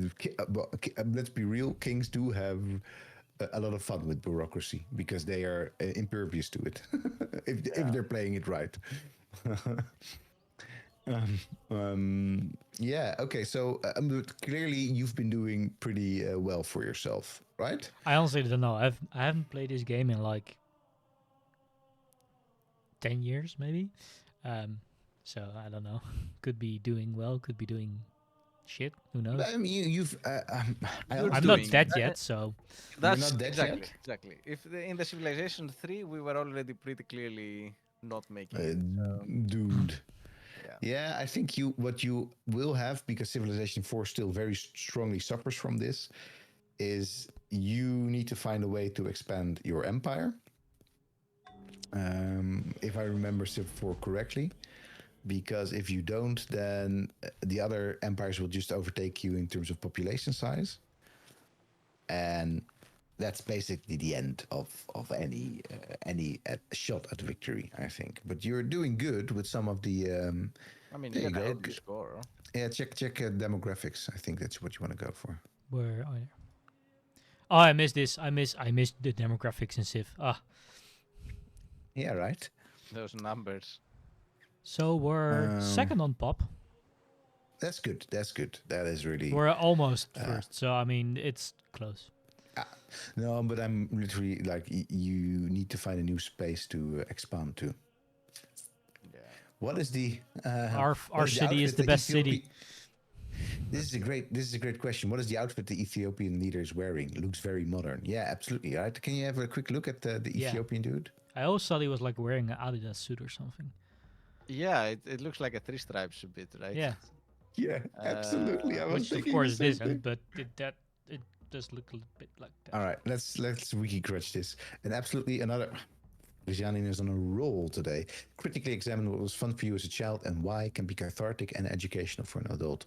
Absolutely right. It's not only that it's like, oh, this is interesting, but it's also cathartic, and you can learn something from it as an adult yourself. But even I think I would even extend that beyond the fun for you as a child, but also what is fun for me now. But yeah, absolutely. I think that can absolutely be cathartic. All right. Especially when you look back with some hints of Let's nostalgia. research philosophy. All right. Yeah, it's fun if you Google Hara Jakob, you mostly get civilization. Oh, really? Yeah. I mean, you do get this Wikipedia page that he was an emperor of Ethiopia, but like that's the first hit, and then it's like civilization, kids encyclopedia, civilization. So yeah, there's a lot. Oh, he was eventually added to Ethiopian civilization. I have not updated my list with Was he in Civ 6? I think so. Looks like it. Yeah. Don't My think he was. first Maybe it's a thought, too, mod. Maybe it's about the Adidas suit, about time in 1525. So, an Ethiopian suit or Eritrean suit is the name given in America to the traditional formal wear of the men of Ethiopia and Eritrea. Consists of a long sleeve, knee-length shirt and matching pants, often jodhpurs or shorts. Most shirts are made with a mandarin band or Nehru collar. The suit is made of chiffon, which is a sheer silk or rayon cloth. A shawl, either the netula, kute, or a gabi, is wrapped around the suit. Ethiopian and Eritrean suits are worn for weddings, church and synagogue services, and other special occasions. So, I mean, basically, they just went for something that looks somewhat close to it, I guess. Yes. Yeah, and it ends up looking quite a bit like an Adidas suit for whatever reason. All right. Are we going for civilization and discontents? I think we are, because I think we can be a bit shorter here in a way. We can. You because there shorter? are less many- Really? Yeah. Yeah. Well, I think there is an overarching point to the paper that is made early on. Yeah, absolutely. Actually, the paper is Civilization and Discontent, Simulation, Subjectivity, and Space by Ted Friedman. It's in our Discord if you want to check it out in the essay section. Yeah. How Freudian of us. Yeah, absolutely. You don't want to know how many. There are a couple of papers that make maybe we'll look at one that is called Civilization and its Discontents. We can go to I think that was pacifism. Yes, go for passive. No, maybe don't do it. I mean, who knows? Free religion. No. Free religion. That's always been a great one, I think. And I also I love the icon with free religion. Yeah, it's like. Yeah. It's like a hippie, hippie Burning Man. It's a bit Burning Man, yeah. So the point, I think that's being made very early on is this, that even after you've stopped playing a game, you continue to look at the world a little differently. He makes the story about this commercial of Tetris where the kids would look at every building as Tetris blocks. And like this element of playing a game, and by virtue of playing a game, you look at the world a little differently, is super central to the argument of this paper. And it really is. But, that's the thing that he bases his whole argument, I feel, on. Yeah, and no, it's a bit more. It's a bit deeper than that, but in a way, it is also something that's already been pre-discussed in Laura Donaldson paper, right? This idea of we've completely forgotten this now, right? This idea of cybernetics, the idea of cyber culture being about cybernetic culture, and this was this idea about a system that sort of feeds back into itself continuously, right? That is part of the same feedback loop, basically, as I was already saying earlier. And that is really what a game is, right? I think that is or what cyber culture is, this feedback loop that sort of changes you, and then you change it, etc. Right? It's going back and forth, and it's sort of caught in this discursive loop forever. And that is absolutely the first point that is being made.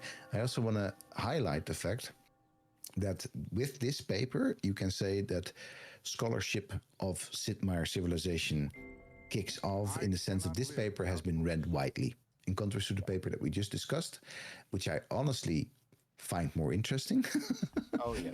Not that this is also, once again, if you're thinking before the start of game studies, 1999, before many people took the idea of actually analyzing games very seriously, hallmark paper, this still, very important paper.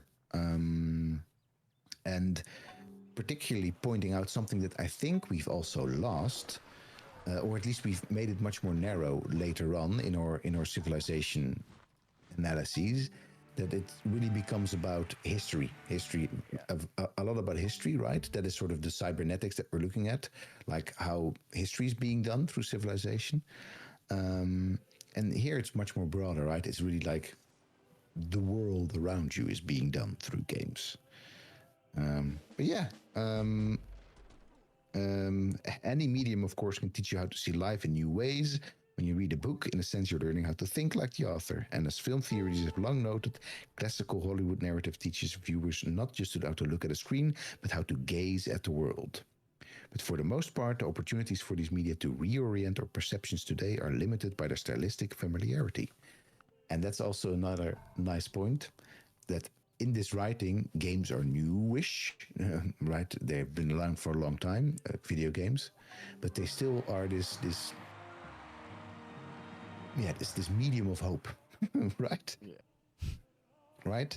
For them here, computer games, by contrast, are a new medium, still in flux. So here we see the same thing as the other paper ended with as well. This idea that it's not stuck yet, even though they were already. So that's the end of the chapter. Oh, mais oui. Get the goal. Oui. Listen carefully, for I shall say this only once. Yes. Your head will look good on the end of a pole.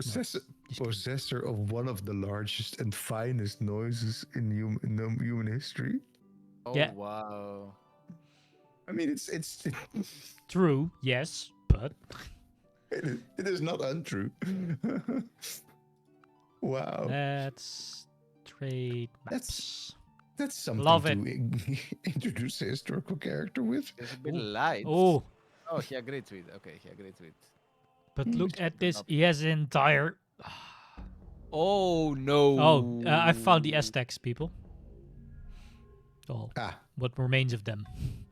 Good old Charles has. Yeah. There's a nice Colosseum in there. There are a bunch of wonders in there. Tenochtitlan, yes, for sure. I mean, of course, the Aztec were just there, just migrate and occupied that land before them. It's fine if France just goes for it. Of course, he's steamrunning How as did well. they get such a big island? Because they're on their own on it. I mean, they weren't, but. I mean, basically, it's just Paris that. Where's Paris, Omar? Where's Paris? Have a quick look. In France. Yeah. Oui. Le Paris. I Because here. but that's actually quite far to the south. Yeah. 'Cause I think what must So have it happened wasn't. a It scout. wasn't the French. I don't think it was the French who. No, I think who so. hit I them. think so. It was the barbarian. How did they get all the way up there in like? With a scout. And what they conquered the city with a scout. I, okay. Apparently. Well, we will find out at the end of this game. But I think, Omar, you have found your Enemy. your big enemy, and I think what you will have to do is Defeat them. Defeat. Crushing Yes. your enemies. I think that is the general purpose of a game of Civilization, but particularly expand into the northwest by conquest, and then become bigger than Charles, and then maybe steamroll him. But this will be tough. Yeah. Nah. He just needs to get good. Sure. You need to get good. So one of the very interesting things is that in this paper by I call him Friedkin, but he's not Friedkin. He's Designer knows that's the he is developer. That's the achieved developer. That's the Not when there is nothing director of bad, The Exorcist. but But when there is nothing that bad. Friedman, that he talks about booting up Civilization 2. So here we're really talking about Civilization, right? He has to do this thing that he says basically this game is really important. But then he really talks about what it means to play Civilization. And I think that's something that you don't see that often anymore, right? In later variants of it, in the sense of he makes this great point that you're playing a leader, but actually you're not playing a leader at all. You basically are. You're God. In a way. Yeah, God, but not even God, right? It even says you're more than God. At some, I lost the actual quote right now, but I think it's a bit further down the quote you're referring to. Oh no, yes, here, yes. Presented by the blah, blah, blah, blah. Like Civilization 2, your perspective, the eyes through which you learn to see the game is not that of any character or set of characters, be they kings, presidents, or even God. The style in which you learn to think doesn't correspond to the way any person usually makes sense of the world. Rather, the pleasures of simulation game come from inhabiting an unfamiliar alien mental state, learning to think like a computer. Yeah, I think that's the idea of the cybernetics, right? So you're really sort of becoming something else by interfacing with this computer game. And it's an interesting point, right? Because we often discuss that we in this game we are this historical character, but I mean we are also really not. It's also like the leader is almost a sideshow to the actual gameplay of Civilization, right? So I think this is. I think they're more there not for you, but for the avatars of the other, right? So it's like the reason that leaders exist is so the AI is not the AI and it's a leader. Yeah, exactly. It's not. It's. I mean, aside from the fact that you have to sort of work with their given traits, you see them in the first loading scene in Civilization 6, right? But you don't, and you're being addressed as them. But you don't really, for the rest, it's not you're really them. No. And you have to think like a computer. And that's of course, I mean, it's a pretty deep insight for the end of the 90s for a lot of people that hadn't considered this yet, right? And I was just recently having a discussion with a computer science, actually with a mathematician, that we're talking about developing education, and he said it is very important for a lot of people, everyone, I think, to learn how to think algorithmically. Right? Of course. Yeah, of course. I mean, of course, a mathematician would say that, but I think maybe in contrast to 1999, or this was probably written way before 1999, like 1997 or 6, because this took a couple of years to come out. It's because the computers have completely taken over our culture and society, right? And the computer does think algorithmically, all right? If you can talk about it thinking at any point. Let's not get into the AI discussion here. But there it is, right? It is super important. And a game like Sid Meier's Civilization absolutely requires you to think like a computer, as Omar's doing right now, right? I could see the Omar sort of moving through the map in despair, looking for some space to expand, and be like, there is no No space. space. No There is no space. space. Yeah, and this is very, you can see it straight up, right? Very rule driven, very automated in a way, and very optimizing, right? Yeah. So absolutely, Omar is now currently thinking like a computer, or thinking along with the Bleep, blorp. computer. I actually made there is a quote a tiny bit later where he says, to win, you can't just do whatever you want. You have to figure out what will work within the rules of the game. You must learn to predict the consequences of each move and anticipate the computer's response. Eventually, your decisions become intuitive, as smooth and rapid fire as the computer's own machinations. And I had to think of Omar specifically in that last sentence of like Yes. the rapid fire, smooth moves.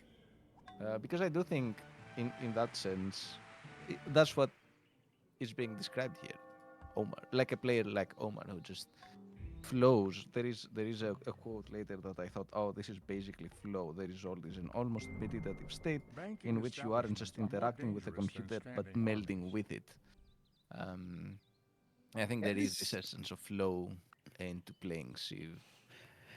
And we will actually see this trend taken up a bit later in another paper by Alexander Galloway. This idea of algorithmic thinking and what it means. And interestingly, Galloway, as we will see in a couple of weeks, he really connects the two. But then, this is a really nice paper to read as well, right? Especially, I think the first bit is super strong because it is not something that we often think about, right? But simulation games are a sentimental education in what it means to live among computers. Through the language of play, they teach you what it feels like to be a cyborg.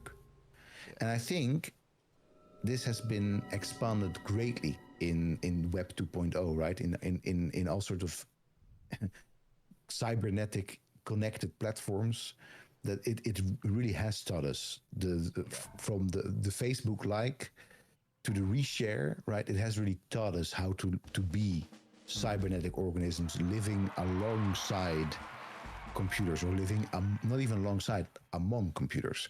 And to not put too fine a point to it, we're going to do that even more when we say, oh, AI is the new savior. So we will, right?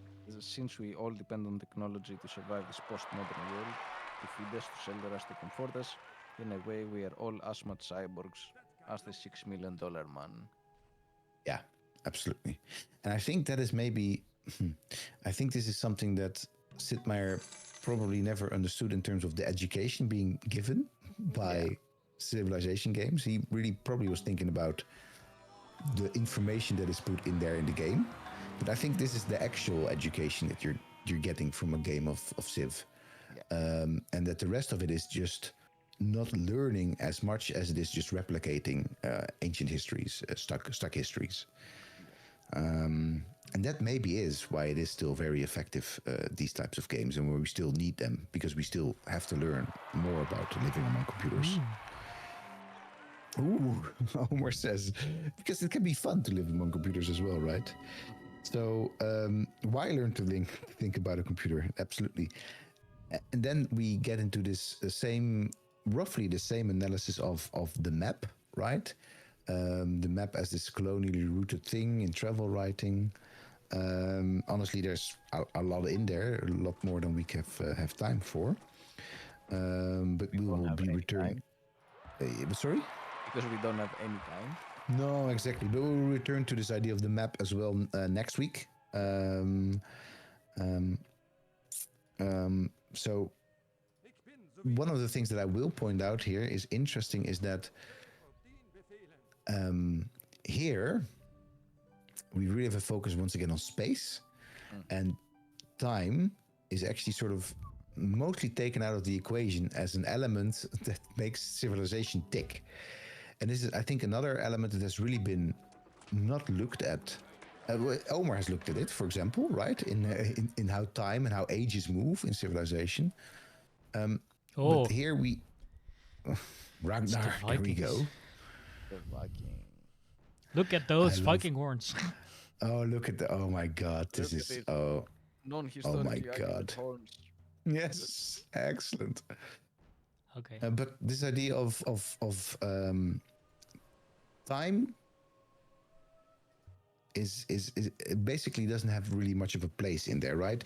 He talks about a sequence of maps becoming the story, right? Yeah, I did find it a bit weird that, indeed, as you say, this element was missing. Yeah, but it has been missing in a lot of analyses. So we can pick up on that, I think, because in a way, time is even a bigger. The way that time is algorithmically expressed in civilization is also it's much more under the hood, right? It's sort of in all these counters ticking up, in the idea of continuously bigger numbers appearing on your screen. And there's a lot to analyze there, but that's probably for us to analyze rather than for Friedman, which he didn't do it. There is a little point that he makes where I think it's in page 143 at the end of that particular section, where he says, simulation games are a way to make the maps tell the whole story. As a still frame is to a movie, as a paragraph is to a novel, so is a map to a simulation game. Simulation games are maps in time, dramas that teach us how to think about structures of special relationship. And that's the only part that really brings this time element. But I think I had a couple of disagreements with the paper, and that specific one is one of them. Yeah, Because that is 100% one of them. Yeah. Like he puts the time element to it, but he still makes it static, right? He still Snapshots. It's what he's talking about, right? Yeah, and it's even, I think his analogy is even incorrect. There's a difference to a still frame in a movie and a paragraph to a novel. These are not the same thing. They're not.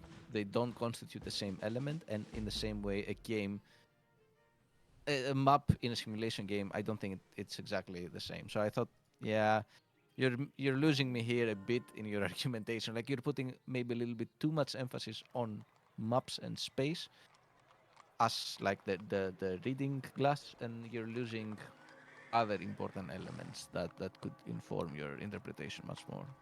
Yeah, and I think this is related, but we can spin this out more next week, to the fact that the map was a big innovation for simulation games, actually, but it wasn't the roots of it. But that's maybe for later to talk more about. Another thing that grinds my gears here is that I think he goes with the Jenkins spatial stories, and Jenkins just turns the whole thing around, right? When he talks about a place is a space is a thing that's not yet a space, and I'm like, dude, what? Literally just turning the two concepts around, like, because obviously a place is a lived-in space. If anybody who's done something with landscape, so it really is this is for me the weakest part of the paper. I love the first part a lot better. But maybe let's. There's obviously a lot of talk about ideology here. Yeah. There is a point I want to make in the ideology section. A lot. Yes, go for it. Go for it. He says here, critics of computer games worry that the technological aura of computers further heightens this reification, leaving game players with the impression that they have encountered not just one version of the way the world works, but the one and only objective version. This perspective would leave little room to imagine resistance. And then he goes on to argue how this is not the case, because civilization presents you with two different victory conditions. Yeah, yes. And I'm yes. You what, mate? Like on the what? And comparing to the other paper, right? To Laura's paper, it's clear like how you can, like, here he reads it more hopefully, and I get it. And there is this hopeful read of the potential of games, but clearly the stuckness, right?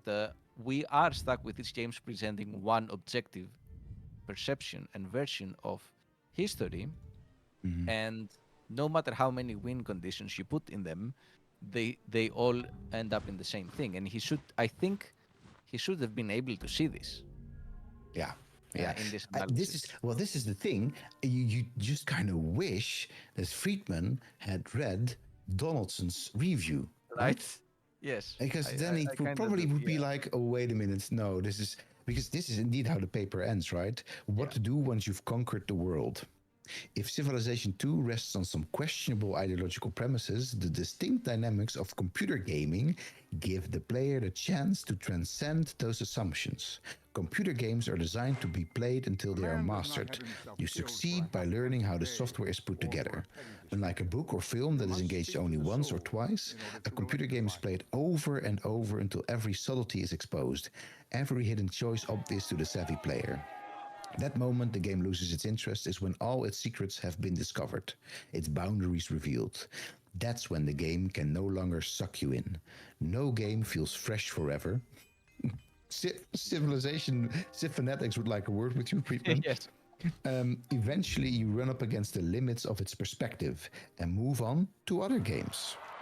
By learning from the limits of Civilization 2 while exploiting the tools it offers, perhaps the next round of games can go further, challenging players' assumptions and expectations to create an even more compelling and rewarding interactive experience. There's so much hope in this. Boy, do I have news for you. Boy, oh boy, oh boy. Oh boy. Well, yeah. And there, it's interesting then, especially to a good amount of the harder score of the Civilization players, that many will argue that Civilization 2 is the best entry in the series. Yeah. Right. And absolutely, if you think about how little movement there has been. Right? I mean, I can literally look at Civilization 4 and I can see Civilization 6 in it. I can also just go 2 steps back and see Civilization 2 in it. Yeah. If I go to Humankind, right? Or maybe the upcoming Paradox game, what is it called again, Omer?